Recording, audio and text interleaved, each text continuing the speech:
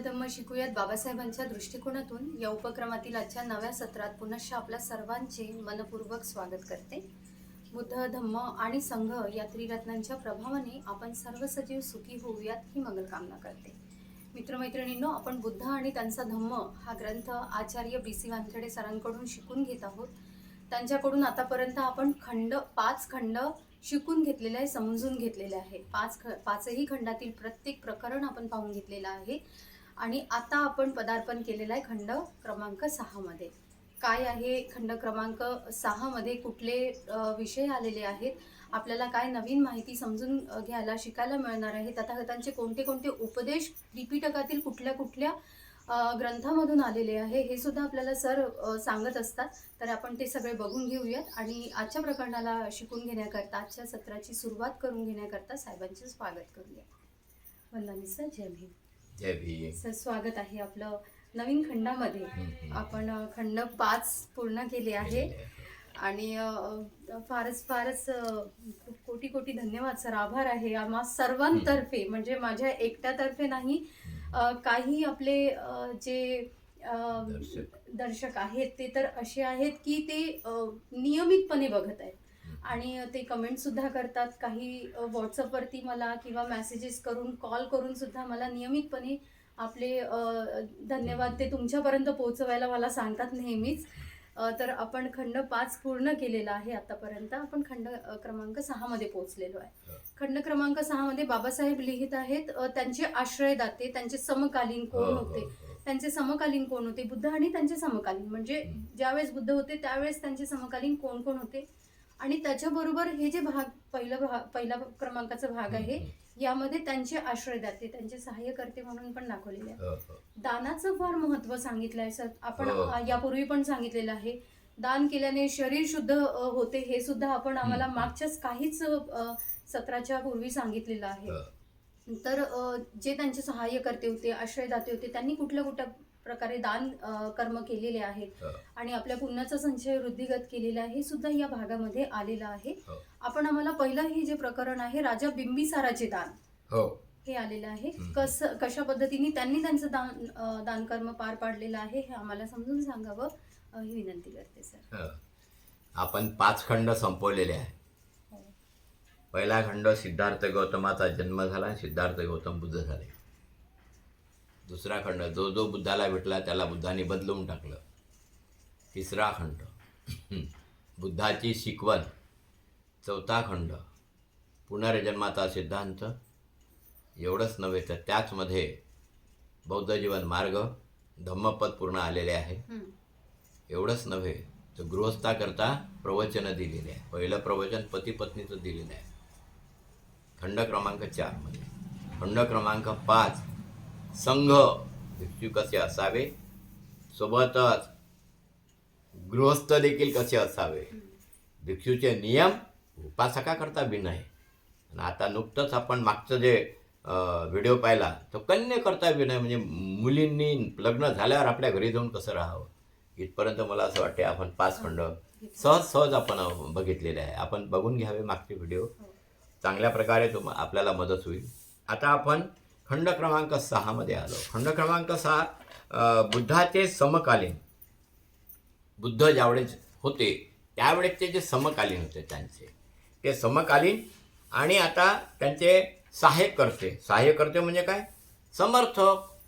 समर्थक आणि दानदाते असं पण म्हणता येईल आपल्याला, हे सहाय्यकर्ते। तेव्हा सर्वात पहिले बिंबिसार राजानं काय दान केलं, बिंबिसार राजाचं दान पहिलं आहे, कारण मगधचा राजा सर्वात मोठा जर कोण होता तो बिंबिसार होता आणि म्हणून या बिंबिसार राजाच्या बाबतीत हे प्रकरण आलेलं आहे आणि म्हणून या प्रकरणाकडे आपलं लक्ष देऊ आपण। बिंबिसार राजाने कोणतं दान केलं याच्यावर आपलं लक्ष देऊ। बिंबिसार राजा हा तथागताचा फक्त अनुयायीच नव्हता तर तो परम भक्त आणि धम्माचा एक प्रमुख आधार पण होता। उपासक झाल्यावर बिंबिसाराने विचारले, भिक्खू संघासह तथागत उद्या मजकडे येऊन भोजन घेण्यास संमती देतील काय, म्हणजे आमच्या घरी येतील आणि भोजन घेऊन संमती देतील काय। तथागताने मुक राहून संमती दर्शवली। आपले आमंत्रण स्वीकृत केले गेले आहे असे समजल्यावर बिंबिसार राजा आपल्या आसनावरून उठला. त्याने तथागतांना अभिवादन केले आणि तथागताच्या भोवती प्रदक्षिणा घालून तो निघून गेला. अनेक लोक गोल गोल फिरायला लागते काय, ते बिंदर धर्माच्या लोकांनी फिरावं त्याच्या देवाच्या भोवताल गोल गोल, परंतु ही प्रथाच बुद्धा काळापासून आहे, आजचीच नाही. नाही तर बुद्धाने मनाई केली असती, हे महाराजा तू काही गोल गोल फिरू नको असं म्हणलं असतं. हो हो बरोबर आहे सर. परंतु ही प्रथा बौद्धकालीनच आहे. म्हणून मी आतापर्यंत जे काही विहार पाहिले त्यापैकी माझ्या पाहण्यात आलेले एक विहार आहे. त्या विहाराचं नाव आहे इंदोरा बुद्ध विहार.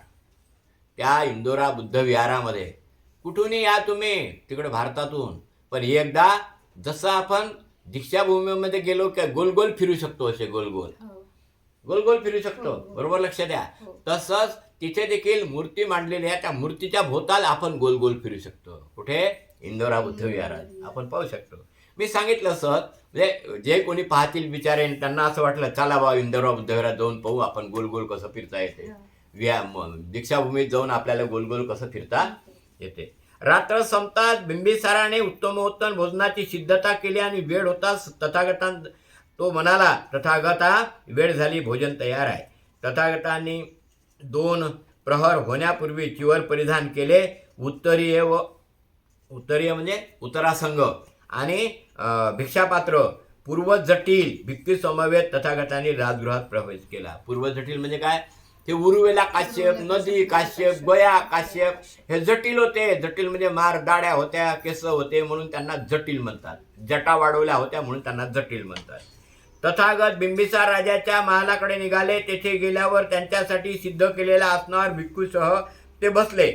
बिंबिसार राजाने पंक्तीच्या प्रमुख स्थानी असलेल्या तथागतांना व उपस्थित भिक्खू वर्गांना स्वतःच्या हाताने भोजन वाढले. बिंबिसार राजाने ह्या गोष्टीवर जोर दिला. मी म्हणाला का अलीकडचा काळ ठेवून दिलं जेव्हा तिकडे कोणी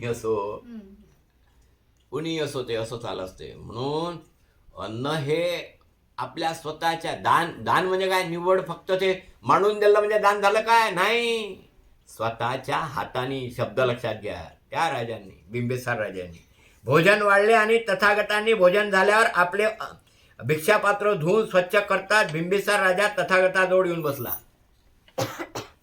तथागताजवळ बसल्यावर बिंबिसार राजा विचार करू लागला. तथागतांनी साठी निवासाची जागा कुठे बरे निवडावी, म्हणजे तथागतासाठी मनात विचार करू लागला. गावापासून फार दूर नको आणि अगदी जवळही नको. तथागतांना भेटण्यात जाणाऱ्या लोकांना सोयीस्कर आणि सुगम अशी असावी. जे गावापासून दूर नको बाबा आणि गावापासून एकदम जवळही नको. तथागतांना भेटण्यासाठी जाण्यासाठी काय झाली, सोयीची असली पाहिजे. दिवसा गजबजलेली नाही आणि शांत, रात्र जनसंपर्कापासून दूर, एकांतात निवृत्तीवास अनुकूल अशी. एकांतवास आणि शांत अशी जागा असली पाहिजे. बिंबिसार राजाला मनामध्ये आठवले, माझे वेडूवन उद्यान गावापासून फार दूरही नाही आणि जवळही नाही, शिवाय येण्या जाण्यास सोयीस्कर. बुद्ध प्रमुख असलेल्या भिक्खू संघास मी वेडूवन उद्यान दान केले तर. त्याच्या मनातल्या मनात प्रश्न आला. मग बिंबिसार राजाने पाण्याने भरलेल्या सुवर्ण पात्र घेऊन तथागत बुद्धांना भेट देताना तो म्हणाला, आपण ज्याचे प्रमुख आहात त्या भिक्खू संघास माझे वेडूवन उद्यान मी भेट देत आहे.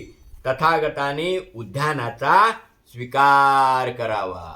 सोन्याचं पात्र घेतलं, त्याच्यात पाणी होतं. तथागताच्या हातावर ते पाणी टाकलं आणि म्हणलं, तथागता माझं जे उद्यान आहे ना वेडूवन, हे मी तुम्हाला दान करत आहो. त्या उद्यानाचा माझा स्वीकार करावा, माझ्या उद्यानाचा. तथागताने नंतर प्रवचन करून बिंबिसार राजाला उत्साहित, उद्युक्त आणि आनंदित केले व आपल्या स्थानावरून उठून तथागत निघून गेले. जेव्हा दान केलं, दानानुमोदन त्याच्यावर त्याला आनंदित केलं. कोणाला? त्या राजाला, बुद्धाने. ह्या प्रसंगानंतर तथागतांनी प्रवचन करताना भिक्खूंना सांगितले, भिक्खूंनो, ह्या उद्यानाचा स्वीकार करण्यास तथागत तुम्हास अनुमती देत आहे. काय करत आहे? हे जे उद्यान आहे ना, हे आपल्या संघाला भेटलेलं आहे. तथागत तुम्हाला काय करत आहे? अनुमती देत आहे. विनय पिटकामध्ये हे प्रकरण आलेलं आहे. ते आपण पाहून घ्यावं. महावग्ग त्याला असं म्हणतात. यामध्ये हे प्रकरण आलेलं आहे. कोणतं?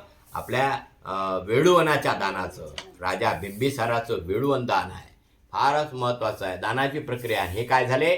त्यावेळेस ते त्याचे समकालीन झाले तथागताचे, त्यांचे समर्थक झाले, त्यांचे दानदाते झाले, त्यांचे आश्रयदाते झाले.